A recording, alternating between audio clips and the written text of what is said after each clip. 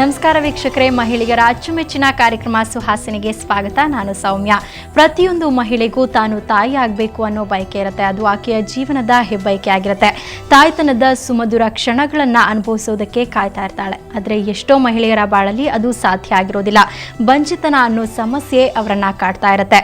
ಬಂಜಿತನಕ್ಕೆ ಇರುವಂತಹ ಪ್ರಮುಖ ಕಾರಣಗಳೇನು, ನಮ್ಮ ಜೀವನ ಪದ್ಧತಿ, ಆಹಾರ ಶೈಲಿ, ಕೆಲಸದ ಒತ್ತಡಗಳು ಯಾವ ರೀತಿ ನಮ್ಮ ತಾಯ್ತನದ ಮೇಲೆ ಪ್ರಭಾವ ಬೀರುತ್ತೆ, ಇದೆಲ್ಲವನ್ನ ತಿಳ್ಕೊಳ್ಳೋಣ ಇವತ್ತಿನ ಸುಹಾಸಿನಿ ಕಾರ್ಯಕ್ರಮದಲ್ಲಿ. ಮತ್ತೊಮ್ಮೆ ಸುಹಾಸಿನಿಗೆ ತಮ್ಮೆಲ್ಲರಿಗೂ ಸ್ವಾಗತ. ಸುಹಾಸಿನಿ, ಸುಹಾಸಿನಿ.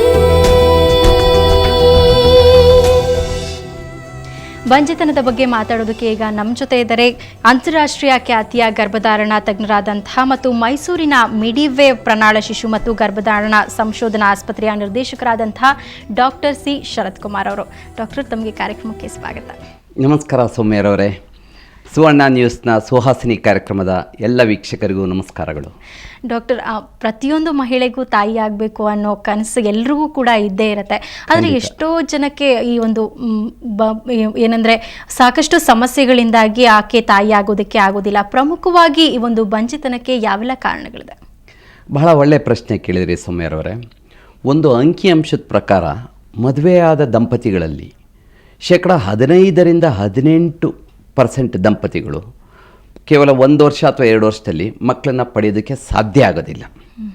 ಅಂಥವ್ರನ್ನ ನಾವು ಬಂಜತನಕ್ಕೆ ತುತ್ತಾದರು ಅಂತ ಹೇಳ್ತೀವಿ. ಅಂದರೆ ಈ ಅಂಕಿನ ನೀವು ಗಮನಿಸಿದ್ರೆ ಎಷ್ಟು ಈ ಒಂದು ಸಮಸ್ಯೆ ಅಗಾಧವಾಗಿದೆ ಅನ್ನೋದು ಗೊತ್ತಾಗ್ತದೆ. ಅಂದರೆ ನಮ್ಮ ದೇಶದಲ್ಲಿರತಕ್ಕಂಥ ಸುಮಾರು 30 ಮಿಲಿಯನ್ ದಂಪತಿಗಳಲ್ಲಿ 15-18% ದಂಪತಿಗಳು ಈ ರೋಗಕ್ಕೆ ತುತ್ತಾಗ್ತಾರೆ ಅಥವಾ ಈ ಸಮಸ್ಯೆಗೆ ತುತ್ತಾಗ್ತಾರೆ. ನಾವು ಅಂದ್ಕೊಂಡಾಗೆ ಈ ಸಮಸ್ಯೆಗೆ ಬಹುತೇಕ ಮಹಿಳೆಯರೇ ಕಾರಣ ಅಂತ ಜನರಲ್ಲಿ ಎಲ್ಲರಲ್ಲೂ ಅಭಿಪ್ರಾಯ ಇದ್ದೇ ಇರ್ತದೆ. ಆದರೆ ಈ ಅಭಿಪ್ರಾಯ ಸಂಪೂರ್ಣವಾಗಿ ತಪ್ಪು. ಈ ಬಂಜೆತನಕ್ಕೆ ಕಾರಣ ಪುರುಷರೇ ಜಾಸ್ತಿ ಅನ್ನೋದು ಇತ್ತೀಚಿನ ಎಲ್ಲ ಸಂಶೋಧನೆಗಳಿಂದ ದೃಢೀಕರಣ ಆಗಿದೆ.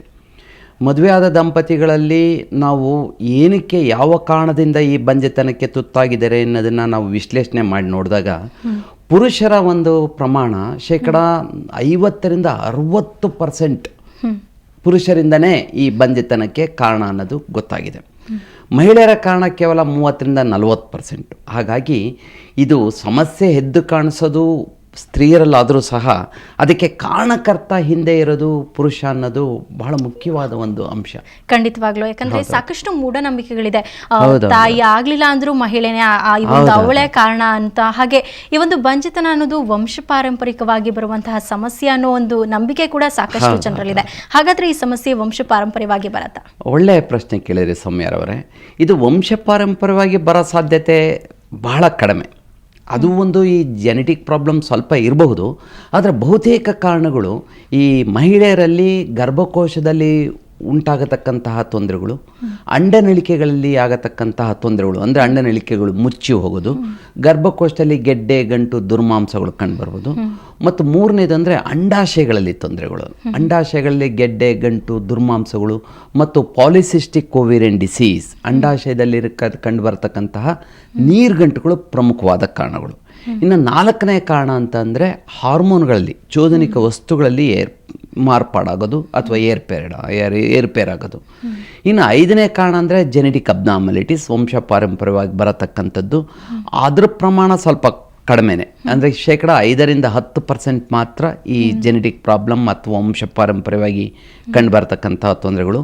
ಅದರ ಬಹುತೇಕ ತೊಂದರೆಗಳು ಮಹಿಳೆಯರಲ್ಲಿ ಕಂಡುಬರೋದು ಗರ್ಭಕೋಶ, ಅಂಡಾಶಯಗಳು, ಅಂಡನಳಿಕೆಗಳು ಮತ್ತು ಹಾರ್ಮೋನ್ಗಳಲ್ಲಿನ ವ್ಯತ್ಯಾಸ. ಇನ್ನು ಪುರುಷರಲ್ಲಿ ಬಂದಾಗ ವೀರ್ಯೋತ್ಪಾದನೆ ಪ್ರಮುಖವಾದ ಕಾರಣ. ಈ ವೀರ್ಯೋತ್ಪಾದನೆ ಕುಂಠಿತ ಆದಾಗ ಅಥವಾ ಸಂಭೋಗ ಶಕ್ತಿ ಕಡಿಮೆ ಆದಾಗ ಅಥವಾ ನಿಂತು ಹೋದಾಗ ಪುರುಷನಲ್ಲಿ ಬಂಜೆತನ ಕಂಡುಬರ್ತದೆ. ಈ ವೀರ್ಯೋತ್ಪಾದನೆ ಕುಂಠಿತ ಆಗೋದಕ್ಕೆ ಪ್ರಮುಖವಾಗಿ 3 ಕಾರಣಗಳಿದೆ. ಒಂದು, ವೃಷಣಗಳಲ್ಲಿ ತೊಂದರೆ ಕಂಡುಬರೋದು. 2ನೇದು, ವೃಷಣಗಳಿಗಿಂತ ಮುಂಚೆ ತೊಂದರೆಗಳು. 3ನೇದು, ವೃಷಣಗಳ ಆದ ನಂತರದ ತೊಂದರೆಗಳು.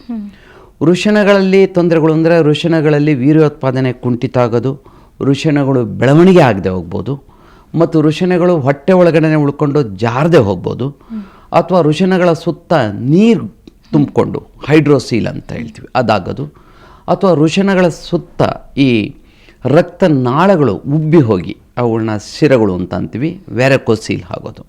ಇದು ವೃಷಣಗಳಲ್ಲಿ ಕಂಡುಬರ್ತಕ್ಕಂತಹ ತೊಂದರೆಗಳು. ಇನ್ನು ವೃಷಣಗಳ ಮುಂಚಿನ ತೊಂದರೆಗಳು ಅಂದರೆ ಈ ಹಾರ್ಮೋನ್ಗಳ ತೊಂದರೆಗಳು, ಹೈಪೋಥಾಲಮಸ್ಸಿಂದ ಬರತಕ್ಕಂಥ ಹಾರ್ಮೋನ್ಗಳು, ಪಿಟ್ಯೂಟರಿಯಿಂದ ಬರತಕ್ಕಂಥ ಹಾರ್ಮೋನ್ಗಳು ಮತ್ತು ಥೈರಾಯ್ಡಿಂದ ಬರತಕ್ಕಂಥ ಹಾರ್ಮೋನ್ಗಳು, ಇವುಗಳಲ್ಲಿ ವ್ಯತ್ಯಾಸ ಉಂಟಾದಾಗ ಈ ಚೋದನಿಕ ವಸ್ತುಗಳು ಏನು ವೃಷಣಗಳ ಮೇಲೆ ಪ್ರಭಾವ ಬೀರುತ್ತೆ ಅದು ಕಡಿಮೆ ಆಗ್ತಾ ಹೋಗುತ್ತೆ. ಆಗ ವೀರ್ಯೋತ್ಪಾದನೆ ಕುಂಠಿತ ಆಗುತ್ತೆ. ಇನ್ನು ಮೂರನೇ ಕಾರಣ ಅಂದರೆ ವೃಷಣ ಆದ ನಂತರದ ಕಾರಣಗಳು. ಒಂದು ವ್ಯಕ್ತಿಯಲ್ಲಿ ವೃಷಣಗಳಲ್ಲಿ ವೀರ್ಯ ಚೆನ್ನಾಗಿ ಉತ್ಪಾದನೆ ಆಗ್ತಾ ಇರಬಹುದು, ಆದರೂ ಸರಿಯಾಗಿ ಅದು ಸ್ಖಲಿಸ್ತೇ ಹೋಗ್ಬೋದು. ಅಥವಾ ಈ ಕೆಲವು ಒಳಜನನೇಂದ್ರಿಯಗಳಿರ್ತದೆ ಪುರುಷನಲ್ಲಿ. ಅದರಲ್ಲಿ 3 ಪ್ರಮುಖವಾದ ಗ್ರಂಥಿಗಳಿದೆ: ಶುಕ್ಲ ಗ್ರಂಥಿ, ಸೆಮಿನಲ್ ವೆಸೈಕಲ್ಸ್ ಮತ್ತು ಬಲ್ಬೋಯುರೆಥ್ರಲ್ ಗ್ಲ್ಯಾಂಡ್ಸ್ ಅಂತ. ಈ ಗ್ರಂಥಿಗಳಲ್ಲಿ ಏನಾದರೂ ಏರ್ಪೇರಾಗಿ ವ್ಯತ್ಯಾಸ ಆಗಿ ಗೆಡ್ಡೆ, ಗಂಟು, ದುರ್ಮಾಂಸಗಳು ಅಥವಾ ಸಿಸ್ಟ್ಗಳು ಉಂಟಾದಾಗ ಈ ವೀರ್ಯ ಸರಿಯಾಗಿ ಹೊರಗಡೆಗೆ ಚಲಿಸೋದಿಲ್ಲ. ಅದು ಒಂದು ಪ್ರಮುಖ ಕಾರಣ. ಮತ್ತು ವೀರ್ಯ ನಳಿಕೆ, ವ್ಯಾಸ್ ಡಿಫರೆನ್ಸ್ ಏನಿದೆ ಅದು ಏನಾದರೂ ಕಟ್ಟಿ ಹೋದರೆ, ಬ್ಲಾಕ್ ಆದರೆ ಆಗ ಕೂಡ ವೀರ್ಯ ಸರಿಯಾಗಿ ಸ್ಖಲಿಸೋದಿಲ್ಲ. ಇನ್ನು ಮೂತ್ರನಾಳದಲ್ಲಿ ಏನಾದರೂ ತೊಂದರೆ ಉಂಟಾದಾಗ ಆಗ ಕೂಡ ಈ ವೀರ್ಯ ಸರಿಯಾಗಿ ಸ್ಖಲಿಸೋದಿಲ್ಲ. ಒಟ್ಟಿನಲ್ಲೇ ಹೇಳಬೇಕು ಅಂತಂದರೆ ಪುರುಷನಲ್ಲಿ ವೀರ್ಯವೇ ಅತ್ಯಂತ ಪ್ರಧಾನವಾದ ವಸ್ತು. ಅದು ಸರಿಯಾಗಿ ಉತ್ಪಾದನೆ ಆಗದೆ ಹೋದರೆ ಅಥವಾ ಸರಿಯಾಗಿ ಅದು ಡೆಲಿವರಿ ಆಗದೆ ಹೋದರೆ, ಅಂದರೆ ಸರಿಯಾಗಿ ಸ್ಖಲಿಸದೆ ಹೋದರೆ ಆಗ ಆತನಲ್ಲಿ ಬಂಜೆತನ ಉಂಟಾಗ ಸಾಧ್ಯತೆ ಇದೆ. ಅಂದರೆ ಈ ಒಂದು ಬಂಜೆತನಕ್ಕೆ ಮಹಿಳೆ ಎಷ್ಟು ಕಾರಣಕರ್ತಳಾಗ್ತಾಳೆ ಅಷ್ಟೇ ಪ್ರಮಾಣದ ಸ್ವಲ್ಪ ಜಾಸ್ತಿನೇ ಪುರುಷರಲ್ಲೂ ಕೂಡ ಸಮಸ್ಯೆ ಖಂಡಿತವಾಗಿರುತ್ತೆ. 10% ಜಾಸ್ತಿನೇ ಅಂತಾನೆ ಹೇಳಿ. ನೀವೀಗ ಹೇಳಿದ್ರಿ ಪುರುಷರಲ್ಲಿ ವೀರ್ಯ ಉತ್ಪಾದನೆನೇ ಪ್ರಮುಖವಾದಂತಹ ಕಾರಣ ಅಂತ. ಹಾಗೆ ಸ್ತ್ರೀಯರಲ್ಲಿ ಗರ್ಭಕೋಶದಲ್ಲಿ ಕಂಡುಬರುವಂತಹ ಸಮಸ್ಯೆಗಳು ಕೂಡ ಬಂಜೆತನಕ್ಕೆ ಕಾರಣವಾಗುತ್ತೆ ಅಂತ.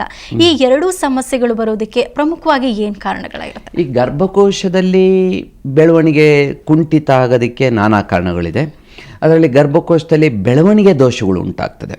ಗರ್ಭಕೋಶ ಇಬ್ಬಾಗಾಗಿ ಸೀಳೋದು, ಗರ್ಭಕೋಶದ ಒಳಗಡೆ ಒಂದು ಗೋಡೆ ನಿರ್ಮಾಣ ಆಗೋದು, ಯೂಟ್ರೈನ್ ಸೆಪ್ಟಮ್ ಅಂತ ಹೇಳ್ತೀವಿ. ಅಥವಾ ಗರ್ಭಕೋಶ ಅರ್ಧ ಬೆಳವಣಿಗೆ ಆಗೋದು, ಯೂನಿಕಾರ್ನಿಯೇಟ್ ಯೂಟ್ರಸ್ ಅಂತ ಹೇಳ್ತೀವಿ. ಅಥವಾ ಗರ್ಭಕೋಶ ಬಹಳ ಚಿಕ್ಕದಾಗಿರೋದು, ಇನ್ಫೆಂಟೈಲ್ ಯೂಟ್ರಸ್ ಅಂತ ಅಂತೀವಿ. ಅಂದರೆ ಗರ್ಭಕೋಶ ಪೂರ್ಣ ಪ್ರಮಾಣದಲ್ಲಿ ಬೆಳವಣಿಗೆ ಆಗದೆ ಇರೋದು. ಈ ರೀತಿಯ ಸಮಸ್ಯೆಗಳು ಪ್ರಮುಖವಾಗಿ ಕಂಡುಬರ್ತದೆ. ಇಂದ ಅಂಡನಳಿಕೆಗಳು ಕೆಲವು ಸಾರಿ ಬೆಳವಣಿಗೆ ಆಗದೆ ಹೋಗ್ಬೋದು. ಅಂದರೆ ಹುಟ್ಟಿದಾಗಲಿಂದ ದೋಷ ಉಂಟಾಗಿ ಈ ಅಂಡನಳಿಕೆಗಳು ಪೂರ್ಣಾವಧಿಗೆ ಬೆಳವಣಿಗೆ ಆಗದೆ ಹೋಗ್ಬೋದು. ಅಂಡನಳಿಕೆಗಳು ಸಾಮಾನ್ಯವಾಗಿ ಕಟ್ಟಿ ಹೋಗೋ ಸಾಧ್ಯತೆ ಜಾಸ್ತಿ. ಈ ಕೆಲವು ಸಾರಿ ಸೋಂಕುಗಳು ಉಂಟಾಗುತ್ತೆ, ಪೆಲ್ವಿಕ್ ಇನ್ಫ್ಲಮೇಟರಿ ಡಿಸೀಸ್ ಅಂತ ಹೇಳ್ತೀವಿ. ಕೀಳುಗಳಿನಲ್ಲಿ ಸೋಂಕು, ಆ ಸೋಂಕು ಏನಾದರೂ ಈ ಅಂಡನಳಿಕೆ ಒಳಗಡೆ ಹೋಗ್ಬಿಟ್ರೆ ಆಗ ಅಂಡನಳಿಕೆಗಳು ಕಟ್ಟಿ ಹೋಗ್ತವೆ, ಬ್ಲಾಕ್ ಆಗ್ತವೆ. ಅದನ್ನು ಟ್ಯೂಬಲ್ ಬ್ಲಾಕ್ ಅಂತ ಹೇಳ್ತೀವಿ, ಅಥವಾ ಫೆಲೋಪಿಯನ್ ಟ್ಯೂಬ್ಸ್ ಬ್ಲಾಕ್ಡ್ ಅಂತ ಹೇಳ್ತೀವಿ. ಇದನ್ನು ಅಂಡನಳಿಕೆಗಳ ಪರೀಕ್ಷೆ ಮಾಡಿದಾಗ HSG ಅಂತ ಒಂದು ಪರೀಕ್ಷೆ ಇದೆ, ಈ ಟ್ಯೂಬ್ ಟೆಸ್ಟ್ ಅಂತ ನಾವು ಆಡು ಭಾಷೆಯಲ್ಲಿ ಹೇಳ್ತೀವಿ. ಈ ಟ್ಯೂಬ್ ಟೆಸ್ಟ್ ಮಾಡಿದಾಗ ಈ ಅಂಡನಳಿಕೆಗಳು ಕಟ್ಟಿ ಹೋಗಿರೋದು ಅಥವಾ ಬ್ಲಾಕ್ ಆಗಿರೋದು, ಮುಚ್ಚಿ ಹೋಗಿರೋದು ಕಂಡುಬರ್ತದೆ. ಇನ್ನು ಅಂಡಾಶಯಗಳಲ್ಲಿ ಬೆಳವಣಿಗೆ ದೋಷ ಉಂಟಾಗ್ಬೋದು. ಅಂಡಾಶಯಗಳು ಪೂರ್ಣಾವಧಿಗೆ ಬೆಳವಣಿಗೆ ಆಗದೆ ಹೋಗ್ಬೋದು. ಅದಕ್ಕೆ ಇನ್ಫೆಂಟೈಲ್ ಓವರೀಸ್ ಅಂತ ಹೇಳ್ತೀವಿ, ಅಥವಾ ಸ್ಟ್ರೀಕಿ ಓವರೀಸ್ ಅಂತ ಹೇಳ್ತೀವಿ. ಇನ್ನು ಬೆಳವಣಿಗೆ ಆಗಿದ್ದರೂ ಸಹ ಅದರ ತುಂಬ ನೀರುಗುಳೆಗಳು ಸೇರಿಕೊಳ್ತದೆ. ಇದು ಬಹಳ ಪ್ರಮುಖವಾದ ಕಾರಣ.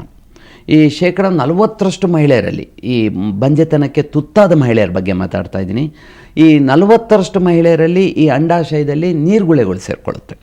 ಅದನ್ನು ನಾವು ಟೆಕ್ನಿಕಲ್ ಆಗಿ ಪಾಲಿಸಿಸ್ಟಿಕ್ ಓವೇರಿಯನ್ ಡಿಸೀಸ್ ಅಥವಾ PCOD ಅಂತ ಹೇಳ್ತೀವಿ. ಈ ಪಾಲಿಸಿಸ್ಟಿಕ್ ಓವೇರಿಯನ್ ಡಿಸೀಸ್ ಇದ್ದಾಗ ಪ್ರಮುಖವಾಗಿ 4 ಚಿಹ್ನೆಗಳು ಕಂಡುಬರ್ತದೆ. ಈ PCODಗೆ ತುತ್ತಾದಂಥ ಮಹಿಳೆಯರಲ್ಲಿ ಪ್ರಪ್ರಥಮವಾಗಿ ಆಕೆಯಲ್ಲಿ ಈ ಋತುಚಕ್ರ ಏರ್ಪೇರಾಗುತ್ತೆ, ಮೆನ್ಸ್ಟ್ರುಯಲ್ ಇರೆಗ್ಯುಲಾರಿಟೀಸ್ ಆಗುತ್ತೆ. ಕಾಲಕಾಲಕ್ಕೆ ಸರಿಯಾಗಿ ಋತುಚಕ್ರ ಆಗೋದಿಲ್ಲ, ತಿಂಗಳಿಗೊಂದು ಸಾರಿ ಆಗೋದಿಲ್ಲ. ಇನ್ನು ಎರಡನೇದು ಅಂತಂದರೆ ಆಕೆಗೆ ಬೊಜ್ಜುತನ ಬರ್ತಾ ಹೋಗ್ತದೆ, ಅಂದರೆ ತೂಕ ಜಾಸ್ತಿ ಆಗ್ತಾ ಹೋಗ್ತದೆ. ಮೂರನೇದು ಅಂತಂತಂದರೆ ಬಂಜೆತನಕ್ಕೆ ತುತ್ತಾಗ್ತಾಳೆ. ಯಾತಕ್ಕೆ ಅಂತಂದರೆ ಸರಿಯಾಗಿ ಆಕೆಗೆ ಮುಟ್ಟಾಗದೇ ಇರೋದು. ನಾಲ್ಕನೇದು ಅತಿರೋಮ ಬೆಳವಣಿಗೆ ಆಗ್ತದೆ, ಅಂದರೆ ಹಿರ್ಸುಟಿಸಮ್ ಅಂತ ಹೇಳ್ತೀವಿ. ಬೇಡವಾದ ಸ್ಥಳಗಳಲ್ಲಿ ದಟ್ಟವಾಗಿ ಕೂದಲುಗಳು ಬೆಳೀತಾ ಹೋಗ್ತವೆ. ಅಂದರೆ ಪುರುಷ ಪ್ರಧಾನವಾದ ಕೂದಲುಗಳು ಬೆಳವಣಿಗೆ ಏನಿದೆ ಅದು ಮಹಿಳೆಯರಲ್ಲಿ ಕಂಡುಬರೋದಕ್ಕೆ ಶುರುವಾಗ್ತದೆ. ತುಟಿಗಳ ಮೇಲೆ ಕೂದಲುಗಳು ಬರೋದು, ಕೆನ್ನೆ ಮೇಲೆ ಕೂದಲುಗಳು ಬರೋದು, ಎದೆ ಮೇಲೆ ಕೂದಲುಗಳು ಬರೋದು, ತೊಡೆ ಮೇಲೆ ದಟ್ಟವಾಗಿ ಕೂದಲುಗಳು ಬರೋದು, ಹೊಟ್ಟೆ ಮೇಲೆ, ಹೀಗೆ ಕೂದಲುಗಳ ಬೆಳವಣಿಗೆ ಪುರುಷರಲ್ಲಿ ಯಾವ ರೀತಿ ಕಂಡುಬರ್ತದೆ ಆ ರೀತಿ ಮಹಿಳೆಯರಲ್ಲಿ ಕಂಡುಬರ್ತದೆ. ಇದನ್ನು ಹಿರ್ಸುಟಿಸಮ್ ಅಥವಾ ಅತಿರೋಮ ಬೆಳವಣಿಗೆ ಅಂತ ಹೇಳ್ತೀವಿ. ಈ 4 ಚಿಹ್ನೆಗಳು ಕಂಡುಬಂದಾಗ ಅದನ್ನು ನಾವು ಪಾಲಿಸಿಸ್ಟಿಕ್ ಓವೇರಿಯನ್ ಸಿಂಡ್ರೋಮ್ ಅಂತೀವಿ. ಇಂತಹ ಪಾಲಿಸಿಸ್ಟಿಕ್ ಓವೇರಿಯನ್ ಸಿಂಡ್ರೋಮ್ ಇರೋ ಮಹಿಳೆಯರಲ್ಲಿ ಬಂಜೆತನ ಒಂಥರ ಕಟ್ಟಿಟ್ಟ ಬುತ್ತಿ ಆಗ್ತದೆ. ಓಕೆ ಡಾಕ್ಟರ್, ಬಂಜೆತನಕ್ಕೆ ಮಹಿಳೆಯಲ್ಲಿ ಏನು ಕಾರಣ ಅನ್ನೋದನ್ನ ಹೇಳಿದ್ರಿ, ಇನ್ನು ಪುರುಷರಲ್ಲಿ ಯಾವ ರೀತಿ ಕಾರಣಗಳಿರುತ್ತೆ ಅದನ್ನು ತಿಳ್ಕೊಳ್ಳೋಣ. ವೀಕ್ಷಕರೇ, ಕೇಳಿದ್ರಲ್ಲ, ವಂಶಪಾರಂಪರಿಕವಾಗಿ ಬಂಜೆತನ ಬರೋದಿಲ್ಲ, ಅದು ಕೇವಲ ಒಂದು 5%ಇಂದ 10% ಅಷ್ಟು ಮಾತ್ರ ಆಗಿರುತ್ತೆ. ಇನ್ನೂ ಕೂಡ ಬಂಜೆತನಕ್ಕೆ ಯಾವ್ಯಾವೆಲ್ಲ ಕಾರಣಗಳಿದೆ, ಬಂಜೆತನ ಆಗದಿರೋ ರೀತಿ ನಮ್ಮ ಆಹಾರ ಪದ್ಧತಿಯಲ್ಲಿರಬಹುದು, ನಮ್ಮ ಜೀವನ ಶೈಲಿಯಲ್ಲಿರಬಹುದು, ಯಾವ ರೀತಿ ಬದಲಾವಣೆಗಳನ್ನು ಮಾಡ್ಕೊಳ್ಬೇಕು ತಿಳ್ಕೊಳ್ಳೋಣ. ಅದಕ್ಕಿಂತ ಮುಂಚೆ ಸುಹಾಸಿನಿಯಲ್ಲಿ ಒಂದು ಚಿಕ್ಕ ವಿರಾಮ.